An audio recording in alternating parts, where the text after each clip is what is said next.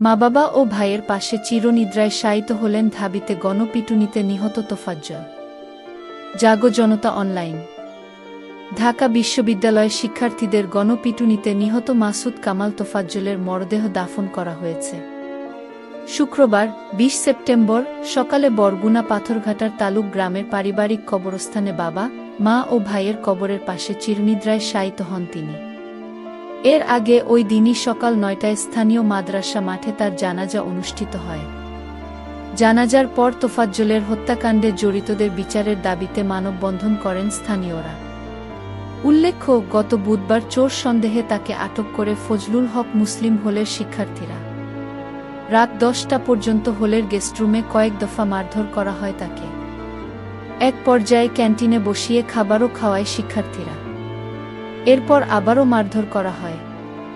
এ সময় তোফাজ্জল অসুস্থ হয়ে পড়লে মধ্যরাতে তাকে হাসপাতালে নিয়ে যাওয়া হয়। সেখানে চিকিৎসকরা তাকে মৃত ঘোষণা করেন।